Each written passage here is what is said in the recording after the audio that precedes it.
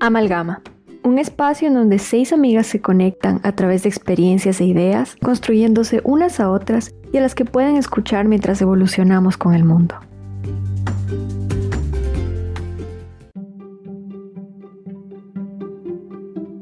Siempre me ha llamado la atención lo público, el espacio en donde se toman las decisiones. Entender qué hay detrás de un hecho político y sus connotaciones se convirtió para mí en vocación. Una de las primeras cosas que noté es que el terreno político está predominantemente diseñado, hecho por y para los hombres, siendo un desafío para las mujeres participar en esta esfera. Hace unos 8 años, un dirigente político un día me dijo: la política es para los hombres, porque las decisiones se toman a medianoche y con un vaso de whisky en la mesa. Hasta ahora, ustedes, las mujeres, están dormidas o cuidando a los niños. En un estudio cualitativo que hice en la universidad a diferentes partidos políticos de Venezuela sobre la incidencia de las mujeres en organizaciones políticas, las respuestas de los líderes que recibía eran cosas como: claro que las mujeres participan, ellas organizan el Día de la Madre, el Día de la Mujer y ese tipo de cosas. Observando la acción de calle y el trabajo en comunidades, pude ver cómo las mujeres llevaban la batuta en la coordinación, movilización y convocatoria. Sin embargo, ellas no estaban en los puestos de dirección, ni capitalizaban el liderazgo en estas actividades.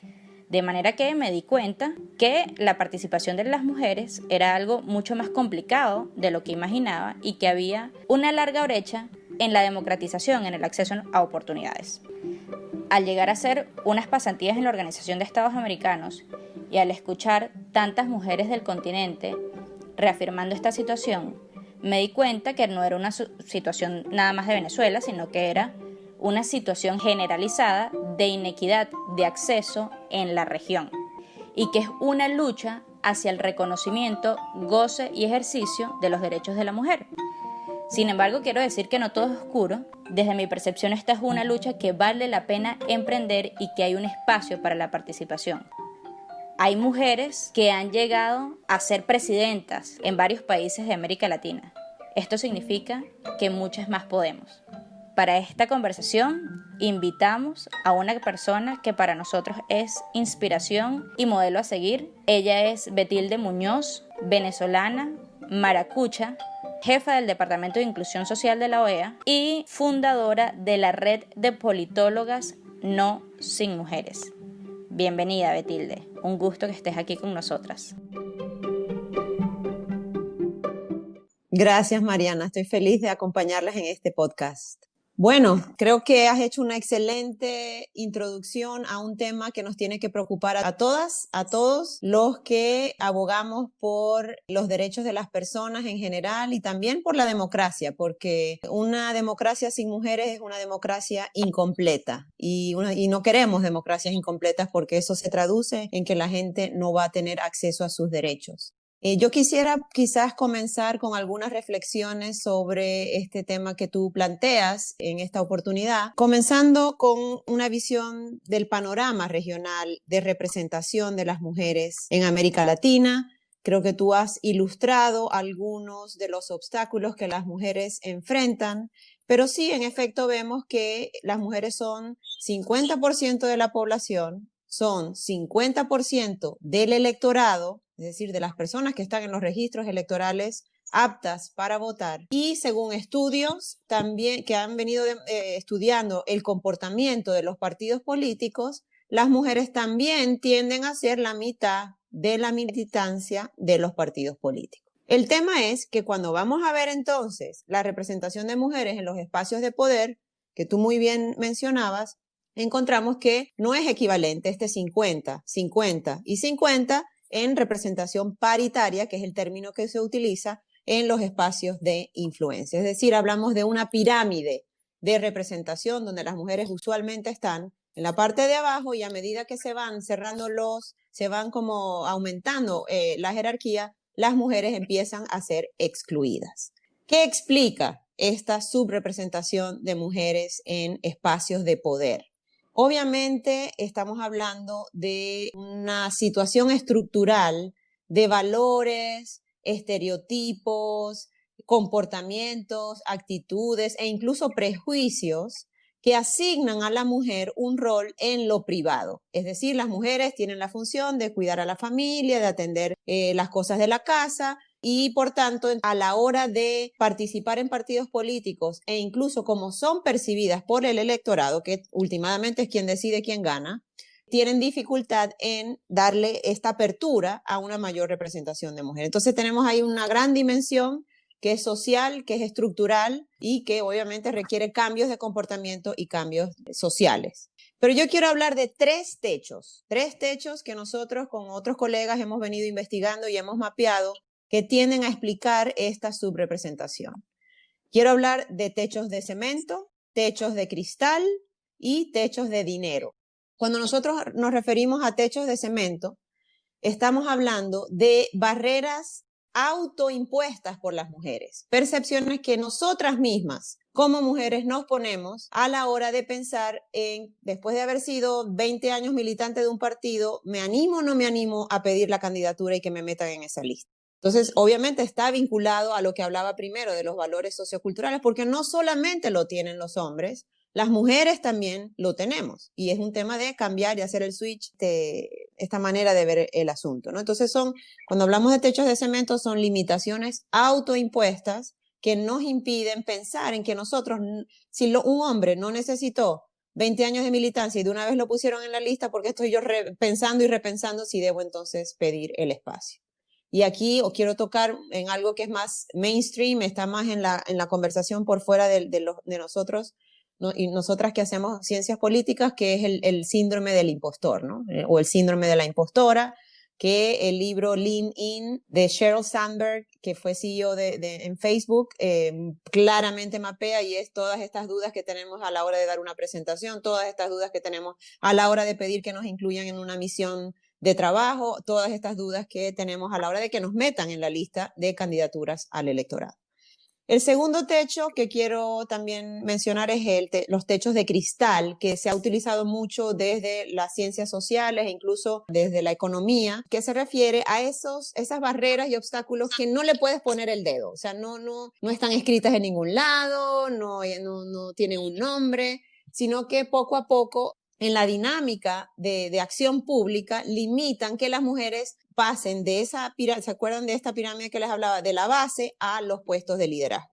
Tú hablabas muy bien y yo creo que lo que tú dijiste es totalmente cierto, porque yo lo he escuchado de otras mujeres políticas, que los políticos toman decisiones con un whisky a las 11 de la noche en un bar, y las mujeres, porque tienen que invertir el tiempo en el cuidado de lo privado, probablemente, no, aún siendo electas, políticas y activas y con influencia, no necesariamente están en esos espacios. Entonces, ese es el tipo de barreras invisibles, y por eso se usa la analogía de los techos de cristal que involucran estos obstáculos o limitaciones a las mujeres. Y el tercer techo, que son, o digamos, los techos de dinero, que nosotros llamamos, y viene de una colega en Argentina que le puso este nombre, que se refiere a las pocas posibilidades que las mujeres tenemos de acceder a dinero para pagar nuestras campañas. Porque aquí nadie puede decir que no hace falta dinero para hacer política. Vamos a estar claros, hace falta dinero para hacer política. El punto es qué condiciones de transparencia y logramos ajustando marcos legales para garantizar un buen uso de ese dinero. O sea, tenemos que evitar el uso ilegal, tenemos que evitar que vengan de fuentes del narcotráfico, fuentes criminales, que no coopten la decisión de los políticos una vez electos. Es verdad, pero nadie puede negar que hace falta dinero para hacer una campaña, y las mujeres generalmente no tienen los mismos accesos a fondos personales, patrimonios familiares, ni tampoco a las redes de privados en los países que se permite el financiamiento privado de campañas. No tienen acceso a esas redes, que usualmente son hombres, para poder conseguir fondos para financiar sus campañas. Y luego hay otra dimensión que no es ningún techo, o capaz, bueno, vamos a pensar un poquito si puede ser visualizado como un techo, pero es toda esta dimensión de resistencias, ¿no? Un puesto más para una mujer es un puesto menos para un hombre. Vamos a estar claros. Y eso, obviamente, los hombres que han dominado y que han controlado las decisiones políticas por tantos años no van a estar cómodos con esto. Y este último obstáculo que quiero mencionar en la dimensión resistencias, por usar un término, es la violencia política en razón de género. Lo vemos porque también de muchas conversaciones que he tenido con mujeres políticas en la región, encontramos que lo sufren cuando están haciendo campaña en la calle, lo sufren de sus propios partidos políticos a la hora de decidir cuántos voluntarios van a ir a ayudar a ella versus el político hombre. Eso es un tipo de violencia y de resistencia. Pero también lo estamos viendo y creo que la pandemia del COVID-19 está transitando todas nuestras actividades al ámbito virtual. Lo vemos también en lo que se llama el ciberbullying, ¿no? En los ataques en las redes sociales, Twitter, Instagram y todas las, incluso WhatsApp, con desinformación y ataques más violentos contra las mujeres. Vamos a hablar, espero, en esta conversación de estrategias para revertir la subrepresentación de mujeres, pero obviamente podemos pensar desde cuotas, paridad, el fortalecimiento de redes entre mujeres, los observatorios desde sociedad civil para monitorear la representación de mujeres y las decisiones del Estado en ese tema, toda la dimensión para revertir los techos de dinero, que es el financiamiento político etiquetado a mujeres. Pero bueno, lo voy a dejar hasta acá y como también mencionar, y yo quisiera que también conversemos un poquito de los mitos, ¿no? Mitos y realidades sobre la representación de mujeres, como por ejemplo que se dice que hablar de una agenda de derechos de las mujeres es una agenda de izquierda. Y yo quiero que hablemos de que esto no tiene nada que ver con izquierdas y derechas, no tiene nada que ver con ideologías, tiene que ver con derechos humanos, porque los derechos de las mujeres son derechos humanos. Y el otro quizás es que lo encontramos en muchas mujeres, y yo puedo entender un poco esa posición, y es que, oye, yo quiero llegar al puesto de poder por mi propio mérito, no porque una cuota o porque una medida de acción afirmativa facilitó que yo entrase, porque yo no lo necesito, porque ninguna lo necesitamos, somos poderosas. Y es así, pero bueno, ahí hay una discusión importante que tener sobre condiciones estructurales que limitan que muchas mujeres puedan entrar en política versus unas pocas que afortunadamente han tenido privilegios, han tenido acceso a fondos, han tenido acceso a educación y estamos contentos y queremos más mujeres que aprovechen ese capital y esas condiciones para entrar en política, pero también nos tenemos que ocupar de las muchas que tienen muchas cosas que aportar, tienen muchas redes en sus comunidades y en sus distritos para resolver problemas, pero que no cuentan con esas condiciones más privilegiadas, por usar un término, para acceder a la política. Excelente, Betilde. Muchísimas gracias por traer todas estas premisas sobre la mesa y creo que han hecho un trabajo increíble en poder identificar y categorizar cuáles son esas barreras a las que las mujeres nos enfrentamos a la hora de participar en política. Antes de entrar en este debate, yo también quisiera traer a colación de que el tema no es únicamente en la región, sino que es un panorama a nivel global. Revisando unos datos de la Oficina de las Naciones Unidas para la Mujer, explicaban que solo 20 países tienen en sus cargos como jefes de Estado, jefes de gobierno, mujeres siendo 193 países, es decir, una relación del solo el 10% a nivel global de representación femenina. Entonces, es una larga brecha y es un gran trabajo y pasa por la suma de esfuerzos y alianzas a nivel global y en la región para poder alcanzar estas metas que nos proponemos. Nicole, creo que tenías algunos datos o alguna referencia en cuanto a la región. El 50% de los cargos de representación femenina a nivel global están en Europa y la mayoría de ellos en los países nórdicos. Entonces, ¿qué pasa? Que estos países pues tienen una mayor acogida o una mayor facilidad para las mujeres para ingresar a estos cargos públicos. Y bueno, ¿qué diferencias podemos ver en cuanto a números en América Latina en relación a ello? Sí, Mari, y eso a mí me hace pensar mucho en todos estos datos que he venido leyendo e investigando sobre cómo se ve la situación en nuestra región y qué avances se han logrado a través de estas reformas institucionales y electorales y de todas las transiciones democráticas que han constituido ese marco legal para la protección de los derechos de las mujeres. Y la idea es que estos sirvan como herramienta para impulsar la inclusión de la mujer en la política, pero no solo como una persona que se interesa y participa en la política en cuanto a ese derecho pasivo que tienen las mujeres, sino como las mujeres como personas que pueden llegar a la élite política y que se hacen cargo de la toma de decisiones cruciales que pueden influir en la agenda pública. Pero bueno, los datos en la región nos cuentan que entre el año 1990 y el 2015 el número promedio de mujeres en congresos y asambleas subió de un 9% a un 27%. Y eso es muchísimo.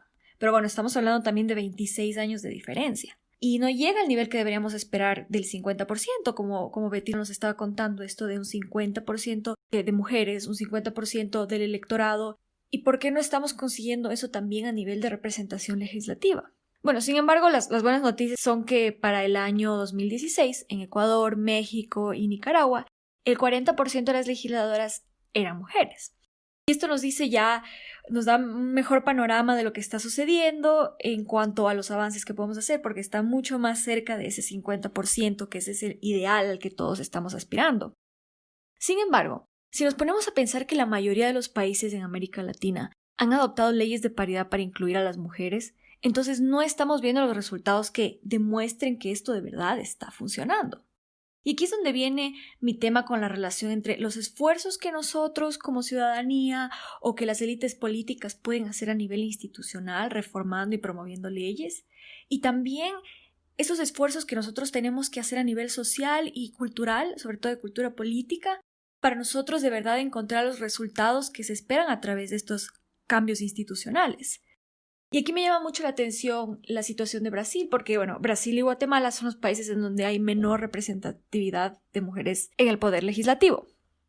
En especial me interesa mucho el caso de Brasil, porque en el año 1997 la ley ya estipuló que el 30% de las vagas de Cámara de Diputados tiene que estar reservado para mujeres. Sin embargo, desde esa fecha hasta el año 2014, siempre vaciló entre el 5 y el 9% de mujeres en la Cámara de Diputados. Y no fue hasta el 2018 que se contó con un 15%. Entonces, si la ley dice que debería haber al menos 30%, no es lo ideal, pero al menos eso, ¿cómo puede ser que no se suba del 15%? ¿Cómo puede ser que solo en unos cuantos países se llegue máximo al 40% y nosotros digamos, bueno, eso es lo mejor que tenemos aquí? Y me parece muy importante lo que Betila nos hablaba de los techos que existen, ¿no? Que son diferentes barreras que hay ahí. Y yo siento que esa barrera institucional de las leyes y de lo que la Constitución y lo que las normativas nos pueden dar no está tan limitada, porque intentan garantizar la exclusión de muchas maneras. Entonces, desde mi punto hay garantías institucionales, pero parece que estas no están funcionando porque hay algo detrás, como que esta es la punta del iceberg, algo detrás que no lo deja funcionar. Y es donde yo creo, bueno, debe ser a nivel social que tenemos que hacer los cambios. Ahora, el problema es, primero hacemos el nivel a cambio social, y esto aplica con muchísimos temas. Primero tenemos que hacer el cambio en la sociedad, en cultura política, para después ver si es que los cambios que nosotros hacemos a nivel institucional funcionan, o hacemos como ahora, hacemos los cambios institucionales y esperamos que eso tenga alguna repercusión en las personas en el futuro. Siento que es una limitación súper importante que tenemos que ponerlo en la mesa, y quería preguntarles a ustedes qué opinan de esto. ¿Hasta qué punto nosotros podemos hacer avances si es que igual las personas no quieren tener a más de un 15% de mujeres o a más de 30% de mujeres en los puestos de representación política? ¿Significa esto que si hay un 9% de mujeres en la Cámara de Diputados en Brasil, a pesar de que la ley estipula que debe ser al menos un 30%? ¿Qué significa eso? Es tal vez un reflejo y respeto completo a la democracia porque las personas eso es lo que quieren. Entonces, ¿por qué nosotros estamos aspirando a más? Y justamente remontándonos a la historia, es importante hacer mención al origen del Estado aproximadamente hace 5.000 años. De estos 5.000 años, antes de Cristo, la primera mujer jefa de Estado fue Cleopatra, que fue emperatriz, y luego una serie de emperatrices y reinas que, si bien tuvieron unos gobiernos excepcionales, también el hecho de ser mujeres en cabezas de Estado fue excepcional. No más en el caso latinoamericano, apenas para 1990 tuvimos la primera mujer electa presidenta en Nicaragua, Violeta Barrios de Chamorro. ¿Por qué la menciono? Porque fue la primera mujer electa. Si bien tuvimos a Isabel Martínez de Perón en Argentina o a Lidia Guellier en Bolivia, que fueron periodos breves, estos se dieron a través de procesos de asignación previa sin elección popular. Entonces, Las barreras hacia la mujer en cargos políticos y en cargos importantes han sido históricas. De nuevo, 5.000 años de tener estados. Por supuesto, democracia ha sido mucho menor, pero no hemos tenido visibilidad en cargos de poder. Esto también tiene origen en los mecanismos de biopoder que mencionaba Foucault, como si nos remitimos a la Edad Media, instituciones como la Iglesia han establecido en los cargos de poder jerárquicos a los hombres siempre, y la mujer ha tenido un papel rezagado. Entonces yo creo que, claro, ahorita estamos en un espacio democrático, un espacio de inclusión, donde cada vez la conciencia colectiva, no solamente de mujeres, sino también de hombres, es más grande, y nuestros desafíos, si bien son bastantes, los estamos combatiendo en equipo, que es muy importante resaltar, hacer equipo, la sororidad y demás. Pero nunca debemos desconocer todo este camino histórico que muchas mujeres han recorrido y que todavía tenemos por recorrer, y no parar de cuestionarnos, sino actuar día a día. Excelentes puntos que han venido planteando, si me permiten comentar un poquito. Nicole hablaba de una gran pregunta. ¿Qué viene primero? ¿Reformamos leyes o trabajamos en los valores socioculturales y estereotipos que encajan a las mujeres en los roles más privados y casi nunca en los públicos? Y la respuesta no es sencilla y probablemente es más compleja de decir, binaria, o sea, no es binaria, hay que como profundizar en cada uno. Obviamente, nosotras las politólogas amamos las leyes y creemos en las reformas como maneras de poder revertir situaciones y resolver problemas, ¿verdad? Y hay un problema, y Valerie lo mencionaba, histórico de subrepresentación de las mujeres, y el tema es que las leyes de cuota implementadas en Argentina por primera vez, y de ahí se marca una trayectoria, y casi prácticamente todos los países de la región lo han tomado, ya está demostrado empíricamente que funcionan. Funcionan a la hora de incorporar mujeres en las listas. Pero Nicole plantea, no lo llamó así, pero ella está hablando de tener paridad en la oferta versus paridad en los resultados. Hemos venido ocupando de tener paridad en la oferta que se hace al electorado, pero tenemos todavía mucho que hacer para lograr paridad en la representación, es decir, paridad en quién efectivamente termina siendo electo. Y obviamente, yo ahí coincido con Nicole, tiene que ver mucho con valores sociales, y sí nos tenemos que ocupar en pensar políticas públicas que atiendan desde el colegio, desde los valores de corresponsabilidad en el hogar entre hombres y mujeres, normalicen esta visión democrática de los derechos de las mujeres para que eventualmente haya receptividad cuando los partidos ofrecen ese 30%, si es que hay cuota en ese país, ofrezcan el 50% en los pocos países que los mencionó Mariana, ya tienen leyes de paridad.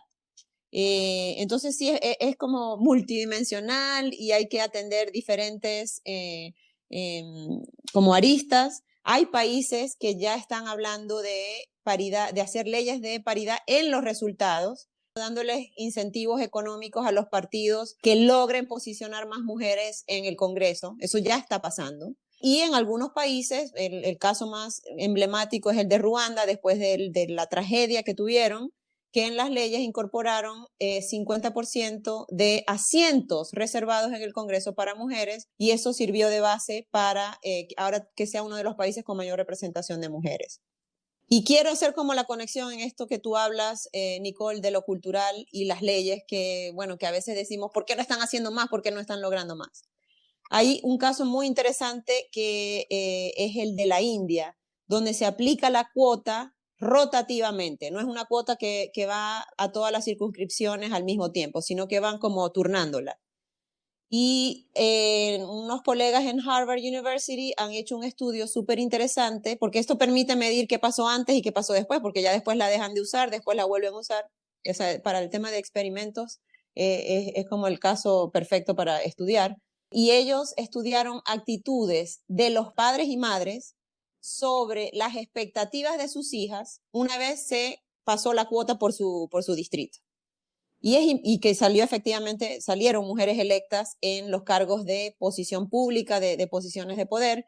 Y es interesantísimo, cuando les preguntaron al inicio que hasta qué grado quieres que termine tu hija la educación, qué es lo que ella va a estar haciendo, y decían, no, yo no voy a invertir en darle educación a mi hija porque me conviene más que vaya mi hijo, porque él es el que seguramente va a tener más facilidad de encontrar un trabajo y Y a ella le toca, ¿qué expectativas tiene sobre su futuro? Bueno, hay que enseñarla a atender las cosas de la casa, a cocinar, porque su rol va a ser en el ámbito privado.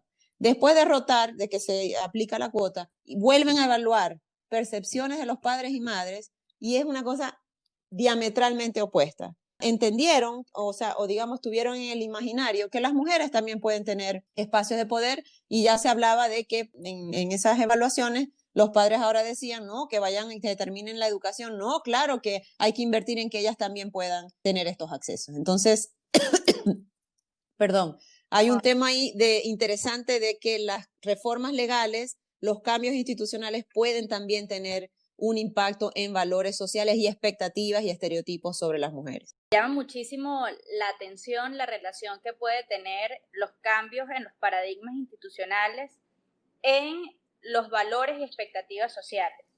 En el caso de Venezuela, por ejemplo, nosotros nunca hemos tenido en el cargo de jefe de Estado de Gobierno a una mujer. Y vemos esfuerzos por parte de líderes políticas para ser tomadas en cuenta o para capitalizar políticamente que estas líderes toman una postura mucho más masculina y que en toda su imagen corporal pues utilizan actitudes mucho más rudas como para ser tomadas en cuenta. Entonces se van alejando un poco del liderazgo femenino o que pueden tener posturas serias desde su figura femenina y cambian incluso su manera de vestirse, su manera de comportarse, la manera en la que se dirigen al público, y vemos esto como una actitud repetida, por lo menos para quienes aspiran, por ejemplo, a cargos de mayor relevancia como la presidencia de la República. Y también por contraparte, vemos en Europa cómo algunas líderes políticas sí ejercen su liderazgo de manera mucho más femenina. Entonces creo que tiene que ver mucho con la cultura política y el contraste que puede existir entre América Latina y Europa.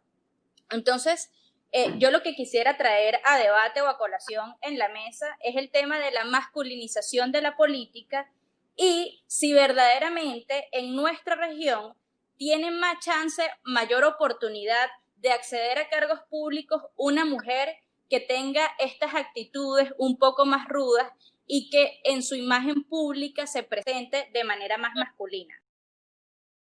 Es un excelente punto. Casualmente estoy escribiendo un artículo ahora para America's Quarterly sobre lo que pasa detrás de las campañas políticas de las mujeres. Y he entrevistado a varias mujeres en las últimas semanas y eso que tú estás mencionando salió en las respuestas. Y es esta tensión que tienen muchas mujeres candidatas de si masculinizar su imagen y lo que dicen para poder apelar al electorado y los varones y mujeres también consideren que es una candidatura viable, ¿no? Y no creo que haya una respuesta definida. Yo creo que lo que tú dices de la cultura política tiene mucho que ver en América Latina, pero yo te voy a hablar del caso de Estados Unidos, que es donde vivo, porque aquí está la sede de la OEA donde trabajo. En la última elección, antes de la que va a ocurrir ahora, Hillary Clinton fue una candidata bastante potente del Partido Demócrata para la elección y tú veías que a ella le hacían preguntas sobre su imagen, sobre cómo estaba vestida, que no le hacían al otro candidato, que ni siquiera eran tema del otro candidato. Entonces, hablas también de María Corina Machado, probablemente a ella le pasa lo mismo como a todas las mujeres que están que tienen una exposición pública. Y capaz es más fácil quitar eso de la conversación política si te vistes con una camisa blanca y una chaqueta negra todo el tiempo, porque ya entonces eliminaste eso y los obligas a que se enfoquen en lo que tú quieres decir, el mensaje que traes, las soluciones que estás proponiendo. Pero también para este artículo entrevisté a varios campaign managers, a gente que está haciendo campañas del lado del gerenciamiento de la campaña, y ellos me dicen que también encuentran problemático que las candidatas quieren masculinizar su imagen para apelar al electorado, que no lo van a considerar un voto útil si es una persona muy femenina, quizás, pero al mismo tiempo los managers de campaña encuentran que ese es el elemento diferenciador en esa candidatura que probablemente va a ayudar a que gane la campaña. Entonces, lograr ese equilibrio es una tarea muy complicada, pero bueno, es muy interesante el punto que traes. Es muy preocupante para mí esa fijación extrema sobre la manera en la que se ve una mujer, porque eso sucede día a día. Nosotras también no somos así con nosotras mismas, ¿no? Así es. Pero cuando ya lo llevamos al nivel político, es inevitable esperarse que va a suceder lo mismo, ¿no? Preguntarnos cómo estamos vestidas, cómo nos vemos, quién nos peina o cosas así. Y también esa tendencia, ¿no? A cortarte el cabello, dejártelo bien pequeño. Son muchas cosas. O yo veo, por ejemplo, yo viví en Alemania muchos años y nosotros hablábamos mucho en ciencias políticas sobre y en comunicación sobre la imagen de ciertas políticas y claro, nos enfocábamos mucho en Angela Merkel y ella siempre tenía sus manos en una manera distintiva. Y también se fijaban mucho en esas cosas que yo me he dado cuenta que no hacían eso con políticos hombres. Entonces, cuando pienso también en el caso de Margaret Thatcher, cuando vemos la película de una manera muy mainstream, cómo a ella la tienen que retratar como una mujer que tuvo que ser muy dura para poder imponerse. ¿Y qué nombre gana ella? De la mujer de hierro. Y yo no me imagino que ningún hombre, o Winston Churchill, nunca le hubiesen llamado el hombre de hierro, a pesar de que tuvo esa misma entereza que tal vez tuvo Margaret Thatcher, o incluso menos porque a Margaret Thatcher le tocó un poco más duro imponerse, ¿no?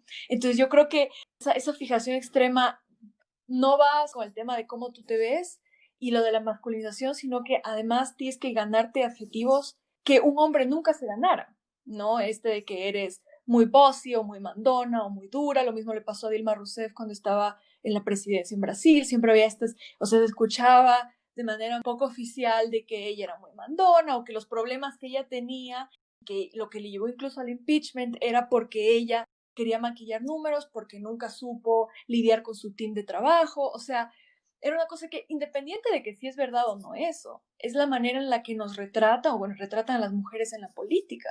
Y cuando yo pienso en el caso ecuatoriano, las razones por las que las mujeres han llegado, se cuestiona mucho, mejor dicho, el origen, cómo es que estas mujeres llegaron a las posiciones políticas en donde están. Y no es por nada, pero tienes muchas mujeres que vienen de certámenes de belleza, que han ganado el Miss Ecuador o el Reino de Guayaquil. Entonces te cuestionas de que no, ella solo está ahí porque es bonita y al mismo tiempo te das cuenta, no, pero es abogada. Entonces, eso es lo que Betil hablaba de cuál es ese equilibrio. Quieren que sea la reina de belleza porque solo así, o tal vez eso sea lo que me impulsó a llegar a donde yo estoy. Y al mismo tiempo no quieren que sea eso porque esperan cierta imagen de una mujer política. Lo mismo pasó con la alcaldesa de Guayaquil, Cintia Viteri, que fue candidata presidencial. Le fue súper mal en su candidatura. Y en Guayaquil un éxito completo. Y la gente cuestiona que la realidad es porque ella, apoyada por el anterior alcalde, que estuvo más de 20 años en el poder, un hombre que tenía mucho apoyo popular, pero que de haber sido por ella sola, ella no lo conseguía. A mí me parece que es importante resaltar la responsabilidad institucional y estructural que vemos en cuanto a los desafíos de inclusión e incidencia de la mujer en la política a nivel global. El caso latinoamericano es un poco menos esperanzador, es decir, claro, nosotras desde los diferentes escenarios en los que participamos estamos luchando por esta inclusión, pero la conciencia colectiva que se maneja en Latinoamérica es muy difícil.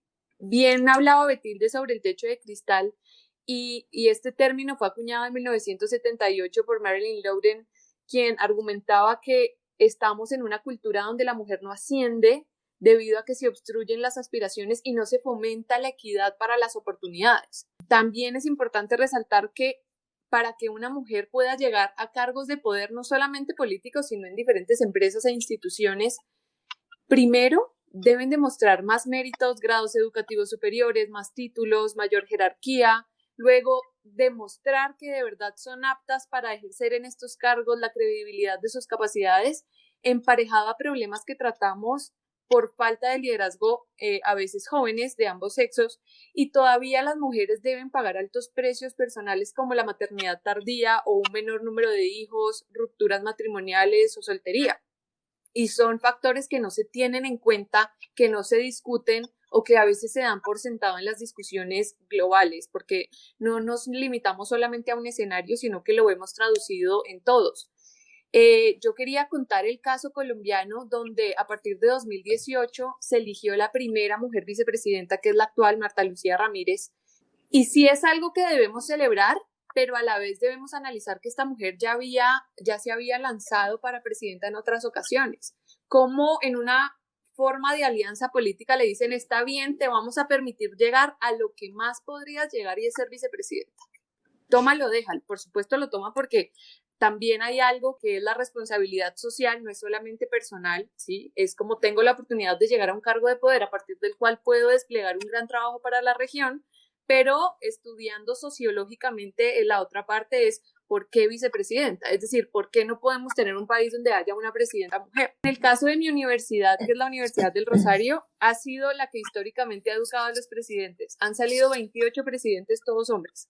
Y en 363 años, apenas en 2018 hubo la primera mujer presidenta de la colegiatura, por decirlo, del Consejo Estructural de los Estudiantes, después de 363 años. Apenas en 1950 se permitió el ingreso de la primera mujer para estudiar Derecho o Jurisprudencia. Entonces, vemos que cada vez salen más leyes, cada vez se propone más la discusión, pero es bien difícil cómo recibimos tantos cuestionamientos. Yo le decía a todos mis profesores, y bueno, ustedes lo saben, que yo quiero ser presidenta cuando sea grande, y lo recibían con gracia el comentario. Era como, pues qué linda, ¿no? Qué tierna, ojalá lo logres. Yo creo fielmente en que se puede y pues a eso dedicaré toda mi vida, pero es toda esta discusión que hay detrás de cómo se cuestiona a la persona a nivel integral, cuando esto no pasa en una discusión con un hombre. Al hombre políticamente se le cuestiona si es de una afinidad política u otra, pero no se le cuestiona su vida personal, ni su vida sexual, ni nada de esto. Además, no dejemos de lado la sexualización de la mujer en cargos de poder, que era lo que decía Nicole hace rato. ¿Cómo se cuestiona cómo fue el proceso? Es decir, se elimina la meritocracia y se pone por encima el género solamente para demeritar el trabajo, el logro alcanzado. Creo que son muchísimos los factores y aspectos que nosotras como latinoamericanas tenemos que trabajar e internalizar como mujeres que estamos en el ámbito público, diplomático y desde casa y con nuestras personas o redes de apoyo más cercanas, empezar a hacer estos pequeños cambios estructurales en la cultura que nosotros tenemos en nuestros países. Son muchas las prácticas que se han implementado tanto a nivel cultural como a nivel institucional que intentan desafiar esta tendencia de la dificultad del acceso de las mujeres a la política. Yo quisiera enfatizar un poco en cuáles son estas oportunidades, cuáles son estas prácticas en las que las mujeres y hombres nos podemos abocar para hacer este camino un poco más sencillo y para cortar esta brecha de oportunidades. Hablamos un poco de la discriminación positiva en cuanto a leyes, el incentivo institucional que existe a través de las leyes de paridad o, por ejemplo, en el ámbito social, las organizaciones sociales que trabajan sobre la base de estas barreras o los techos que hablaba Betilde, de cemento, de cristal, organizaciones que le dan support a mujeres. Quisiera rescatar y mencionar aquí la labor, por ejemplo, de Amazonas Foundation, que es una organización que trabaja Gender Equality, en la cual Ana Victoria Ponce y mi persona estamos en unos entrenamientos para futuras líderes políticas en América Latina, y creo que esto es un esfuerzo muy grande que se está haciendo y que se están haciendo alianzas a nivel global y regional para poder acortar brechas en oportunidades y dar mayor acceso. ¿Qué otras prácticas a nivel social, cultural e institucional podemos rescatar para poder hacer este camino un poco más corto y poder llegar a los objetivos globales que se han construido? Bueno, a nivel mundial y a nivel regional se ha practicado con dos estrategias o medidas de acción afirmativa o discriminación positiva que tú mencionabas, que son las cuotas y la paridad. Las cuotas concebidas como un mecanismo temporal mientras resolvemos los temas sociales y de poco acceso de las mujeres, vamos a implementar esta cuota del 30%, que era más o menos, se considera una masa crítica, el 30%, y fue lo que se acordó en la plataforma de Beijing, la primera conferencia mundial de los temas de mujeres, y pensada, como digo, como una medida temporal. O sea, pongámosla porque esto va a ayudar a revertir patrones de exclusión, y ya después la retiramos. Pero llegamos a 2020 y eso no ha pasado. Hace unos cuantos años, una ola reciente de que se han venido aprobando lo que son leyes de paridad, que tú también mencionabas, que ya son vistas no como mecanismos temporales, sino como mecanismos permanentes para asegurar la representación de mujeres, y que rondan entre el 50 y 50 en la presentación de candidaturas y en los espacios de poder, porque ahora ya se aplica también, por ejemplo, en el caso de México, ahora hablan de paridad en todo, en los nombramientos de jueces, en los gabinetes del Ejecutivo, en las listas de candidaturas.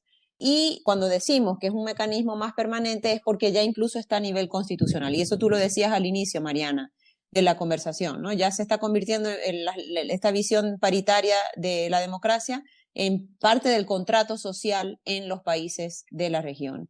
Obviamente hay que resaltar las redes de mujeres. Tú mencionas la Amazonas Foundation, que conozco muy bien y apoyo muchísimo, y a su directora ejecutiva, Betty Gabriela Rodríguez. También los observatorios de género o de temas de mujeres que cumplen la función de monitorear avances, de asegurarse que se cumpla la ley de paridad, porque eso es un ecosistema de actores que tenemos que estar pendientes de aumentar la representación de mujeres. Hablé también del financiamiento etiquetado a candidaturas de mujeres, que ya se está implementando en algunos países de la región. Esto no es tan común, pero ya hay una ola de países que han venido implementando el financiamiento etiquetado tanto en acceso a radio y TV, o sea, ese financiamiento indirecto de campañas, y financiamiento directo a través de fondos, al igual que financiamiento a los partidos para que financien candidaturas de mujeres, por un lado, y por el otro, que yo no estoy muy convencida que debe ser el curso a seguir, para financiar entrenamientos en liderazgo para las mujeres. Y yo ahí, de nuevo, no lo comparto porque, digamos, se está usando una barra diferente para hombres y mujeres. A los hombres no se les da entrenamiento en liderazgo. Entonces, y entran a veces a candidaturas cuando no han tenido carrera política, cuando no entienden nada de lo que es el trabajo de a pie en la comunidad. Entonces, yo tengo mis temas yo creo que ya hay que forzar un cambio en las legislaciones de América Latina para que ese financiamiento no sea usado en entrenamiento en liderazgo para las mujeres. Y un punto que viene más a tocar lo social, hay que hacer también desde el Estado y desde las organizaciones sociales actos simbólicos, digamos, promover la visibilización de las mujeres que sí lo han logrado, ¿no? Y entendemos, por ejemplo, que en el caso de Ecuador, que tuvo y Nicole, tú nos dirás, una presidenta de unos días, presidenta Rosalía Arteaga, a quien conozco personalmente y es una gran mujer y una gran líder, solamente creo que hasta el año pasado, que le pusieron la fotografía en el Congreso o en el Palacio donde tiene que ir, reconociendo de que ella había estado al mando del Ecuador en un momento particular de profunda crisis institucional en el Ecuador. Este es a lo que me refiero, reconocer las que sí resolvieron, las que sí entraron. Hay que buscar maneras de visibilizarlas con estos actos simbólicos. Desde el Estado tienen más peso, por supuesto, pero también todos tenemos un rol en este tema. Es muy importante todo lo que resaltas, Betilde. Yo creo que en este tema de mayor incidencia, las mujeres debemos ser bastante estratégicas y pasar por tampoco criminalizar al hombre por tener esta larga trayectoria en participación política, sino más bien generar alianzas para el reconocimiento de la lucha histórica por el goce y ejercicio de los derechos de las mujeres en la política y dejar de un lado un poco la victimización.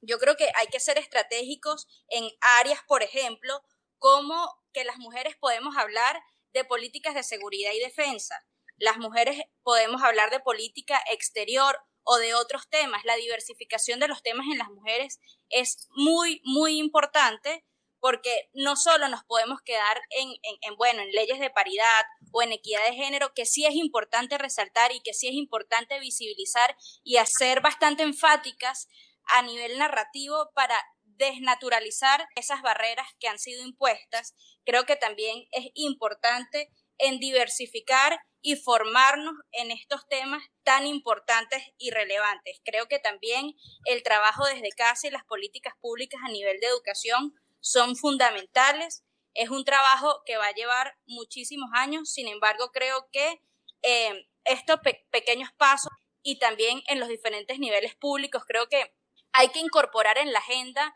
no solo nacional, sino también regional y municipal en los diferentes niveles, incorporar en la agenda pública la perspectiva de género. Es sumamente importante que esto entre en el presupuesto de las alcaldías, de las gobernaciones, de los departamentos, para poder realmente materializar los logros de los que hemos venido hablando y cada vez sumar y cerrar brechas de oportunidades.